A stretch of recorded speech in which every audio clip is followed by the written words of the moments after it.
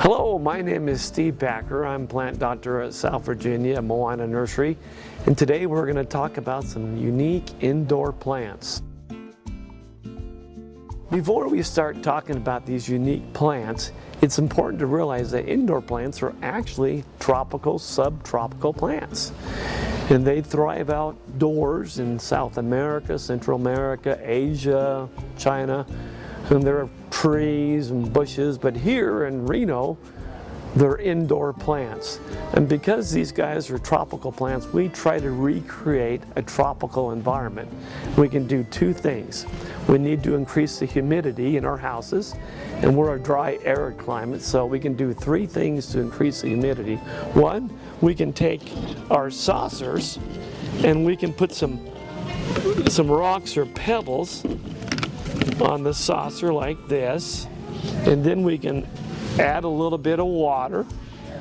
This is called a pebble tray, and then we set the plant on top of that tray, and then as the water evaporates, it creates a humid environment. So that's something you can do. Another thing you can do to increase humidity in your home is to group plants together, and as they transpire, that creates more humidity. And the third thing you can do is you can put a humidifier in the room or rooms where you have indoor plants. So keep that in mind. That will help them thrive even better in your home. The other thing you need to realize is that plants need to be watered, or they don't need to be watered on a schedule. They need to be watered by feel. A lot of times people say, I'm going to water my plants every Tuesday and Wednesday. And I go, why? Because that's the schedule I set up for them.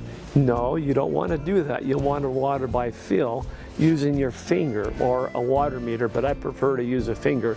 And what you do, and you've probably heard this in previous videos, but it's hard to tell when it needs water unless you feel the soil. There are some plants that need to be a little bit on the moist side, and some like to dry out a little bit between watering. And so you just touch the soil, and if it's a plant that likes to be a little bit on the moist side, you want to put your finger down to 1 inch, which is to the first knuckle.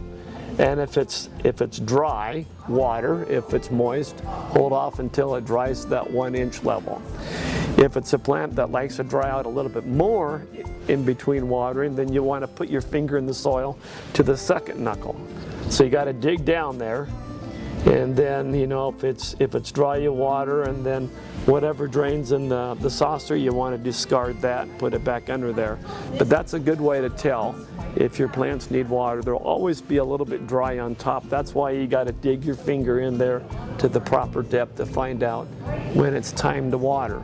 And your plants will love you because of that.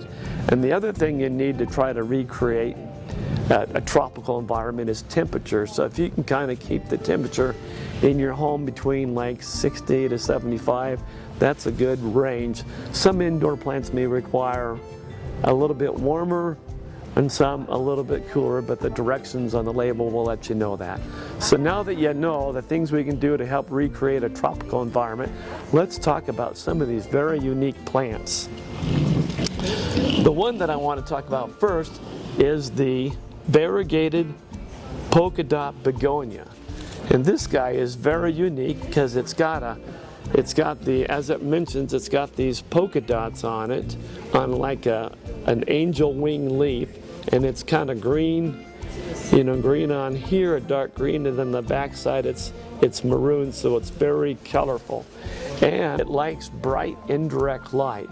And when it does flower, it has these really small white flowers that are very fragrant. So that's an extra bonus. Now these guys, they are poisonous to pets and kids. So if you do want one of these, then make sure you put it in an area where your cat or your dog or your kids can't nibble on the leaves. That's important to know. Some indoor plants have toxicity to them. And so this is something that you can add to your home, and when it's not in bloom, it just has that colorful foliage. Now this plant is one tough plant. It's called a Shades Chinese Evergreen or Aglaonema. And I like it because it's got this striking foliage. It's got a variegation of dark green, light green, cream on the leaves, which makes it stunning and striking. The nice thing about this is it tolerates low light. And so if you got a corner of your house that isn't that well lit, this would kind of brighten up that corner. This is a nice plant too because it's slow growing, and so it doesn't get really big. It remains bushy and small. And if you have a brown thumb or someone that doesn't do too well with plants, this guy is very tolerant of lack of care, so it's very forgiving. This right here is a braided money tree plant, and it is very unique. You'll notice that the stems, it doesn't grow this way. They've taken like 5 stems and they've kind of braided it like this, and then it has these nice little tropical foliage with 5 stems, and that represents the components of feng shui.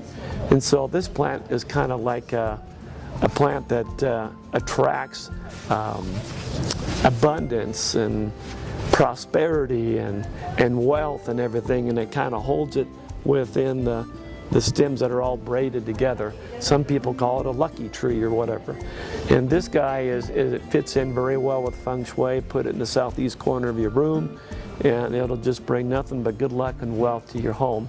It has these nice little leaves that they say kind of symbolize money, but it's just a fun plant to have, easy to care for. And one other thing I want to mention is that a lot of plants are on the list on NASA's list for clean air plants.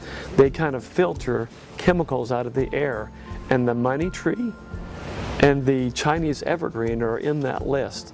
So that's an added bonus to have these plants here, because they kind of clean the environment in your home and make it a safer, more peaceful place to live.